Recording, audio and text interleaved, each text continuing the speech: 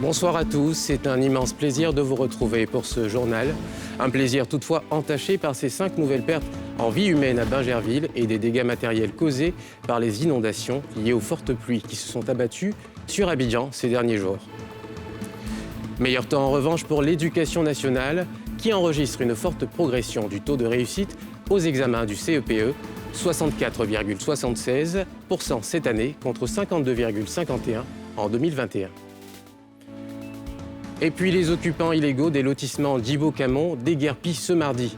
Épilogue d'une bataille judiciaire qui aura duré 8 longues années. Les dégâts matériels causés par les précipitations, on en parle. Direction Angré où un immeuble menaçait de s'effondrer. Ses habitants ont été sommés de quitter les lieux. Salif Yalikwe et Eric Kimo. Cocody Angré, non loin du terminus des bus 81-82. Cet immeuble R+3 qui abrite des commerces, des bureaux, sert également d'habitation. Il est devenu un danger pour les utilisateurs suite aux pluies diluviennes qui s'abattent sur Abidjan. Ce matin, j'étais assis là, comme habituellement. J'entends un bruit qui ne va pas. J'ai vu que non, le bruit était un peu violent. Je suis rentré maintenant. J'ai vu qu'il y a un petit décalage des murs qu'on a construits derrière là. C'est dans ça que j'ai appelé le propriétaire. Il m'a demandé de faire sortir, de dire aux gens d'abord de sortir pour un premier temps. Après, on va voir comment il faut faire. Cet énorme trou fait craindre le pire. L'une des conséquences de la forte pluviométrie enregistrée à Abidjan. Nous sommes vraiment stressés parce qu'on ne sait pas quand le pire va arriver. Donc, moi, personnellement, je suis dans l'obligation de laisser tout mon matériel. Et voilà. Notre loi ivoirienne doit être respectée. Nous sommes dans ce bâtiment depuis 3 ans. Et ce matin, j'étais dans mon bureau.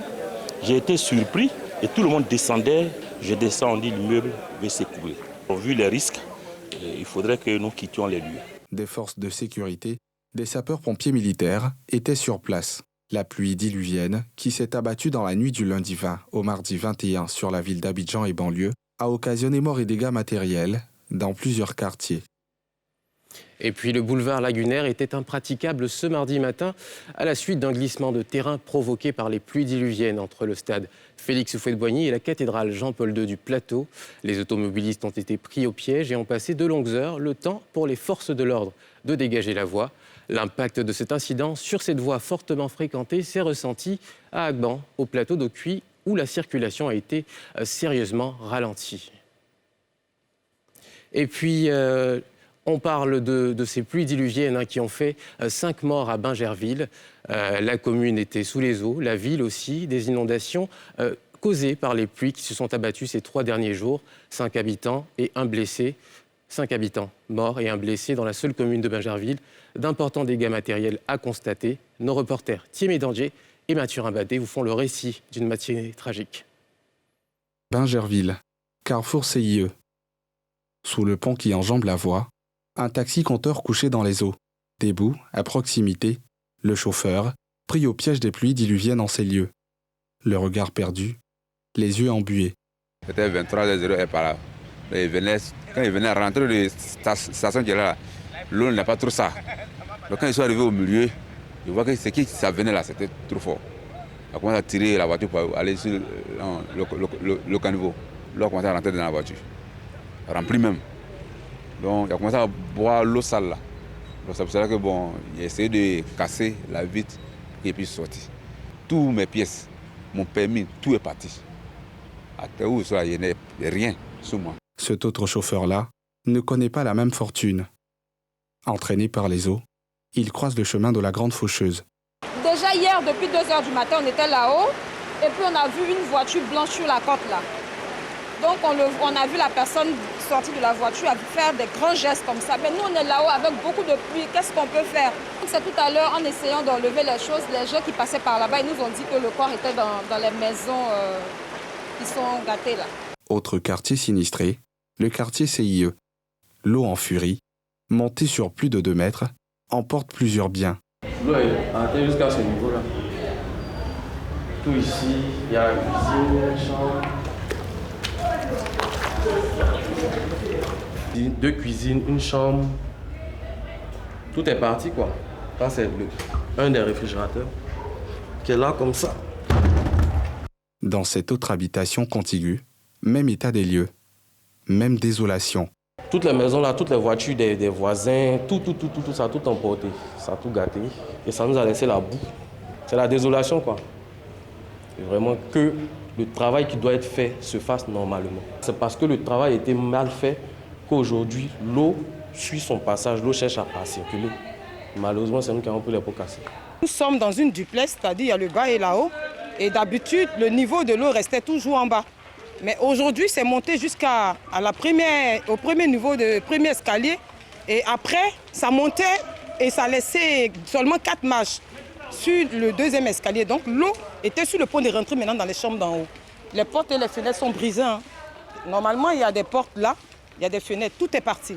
Dans cette seule commune du nord du district d'Abidjan, en proie à des pluies diluviennes ces dernières 72 heures, le bilan livré au terme des opérations de secours menées depuis 3 heures du matin par les hommes du général Issa Sako fait état de 5 morts et un blessé grave, évacué dans une formation sanitaire appropriée à son état clinique. 64,76%, c'est le taux de réussite à l'examen du CEPE, le certificat d'études primaires élémentaires pour cette session 2022. Des résultats en amélioration de plus de 12 points en comparaison avec ceux de 2021, qui enregistraient 52,51% d'admis. Reportage de Thiémé Dandier et Mathurin Badé. Les candidats à la session 2022 du CEPE, certificat d'études primaires élémentaires, connaissent leurs résultats. Moins de 2 semaines après les compositions, ils sont proclamés par la directrice des examens et concours. La collaboratrice de la ministre Maria Toukone décline des résultats satisfaisants. 683 386 candidats se sont effectivement présentés dans les salles de composition. 442 558 parmi eux ont été déclarés admis. Le taux d'admission à l'examen du CEP, session 2022, au plan national est donc de 64,76% contre 52,51% en 2021. Le progrès réalisé cette année a été obtenu dans un contexte de promotion hardie de l'excellence et de la lutte contre la fraude. Ce taux de réussite de 64,76% constitue donc un indicateur rassurant. Mariam Nimaga Dosso fait savoir par ailleurs que les candidats recalés disposent d'un délai de 5 jours pour leur recours. À terme, des jurys spéciaux de réclamation vont être mis en place et leurs résultats vont être connus le 27 juin prochain. Notons que pour la session 2022, les filles enregistrent un taux de réussite de 65,49%, soit 220 157 admises contre 22 401 garçons, soit 64,5%. Et de l'éducation, on en parle encore avec cette fois le démarrage ce mardi des examens arabo-religieux des écoles et établissements islamiques de Côte d'Ivoire. 4 143 candidats sont inscrits pour espérer décrocher le CEPE, le BEPC ou encore le baccalauréat pour cette session 2022. Salif Yalekwe. Top départ des examens dans les écoles islamiques de Côte d'Ivoire. Ce sont 4 143 candidats qui ont débuté les compositions pour l'obtention du CEPE, du BEPC et du bac sur toute l'étendue du territoire national à l'initiative de la LECIM, Ligue des établissements confessionnels islamiques, et Médersa en Côte d'Ivoire. Les premiers responsables de cette structure ont lancé les épreuves dans la commune d'Abobo. Première étape, le groupe scolaire An-Nour. Les candidats sont invités à s'éloigner de la tricherie. Je vous exhorte de ne pas tricher. La tricherie est interdite en islam. Bon, j'ai bien bossé pour l'examen, donc je suis prêt. C'est ce que je suis prêt. Dans cet établissement à PK18, les épreuves se déroulent bien. Les épreuves sont un peu faciles, mais pas trop. Mais par la grâce de Dieu, on va se débrouiller pour faire de notre mieux. Je suis confiante pour les résultats. Quelques heures après le début de ces examens, les examinateurs expriment leur satisfaction.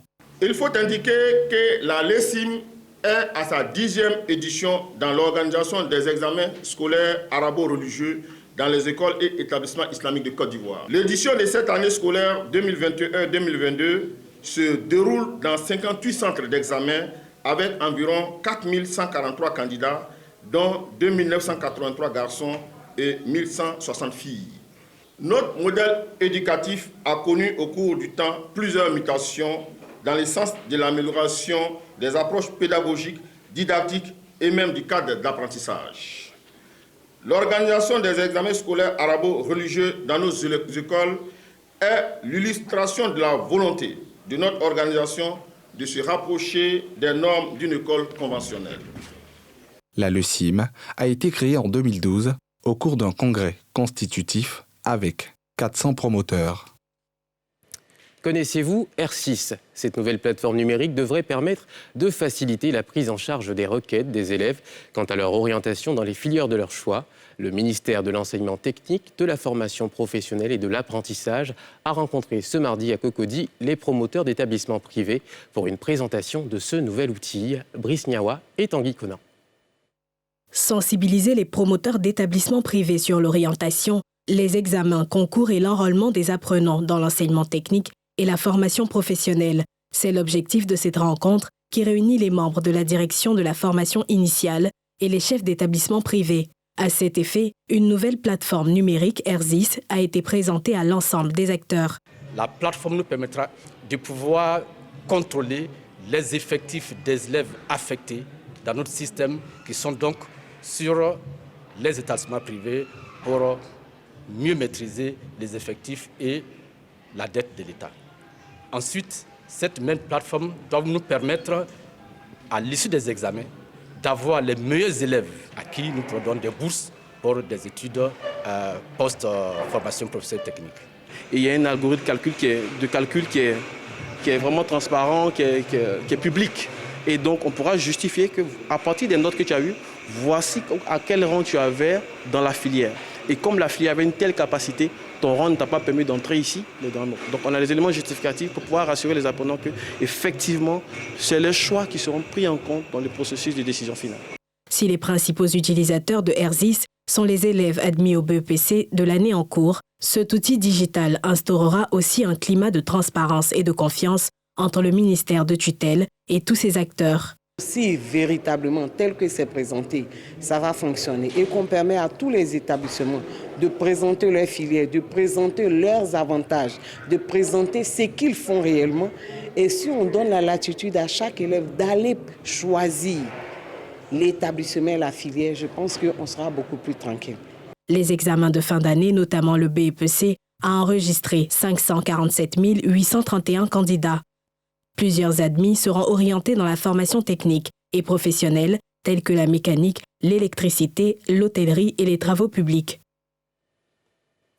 Le directoire du Rassemblement des oufouettistes pour la démocratie et la paix a organisé une rencontre des membres du parti. C'était ce lundi 20 juin au Sofitel Hôtel Ivoire à Cocody.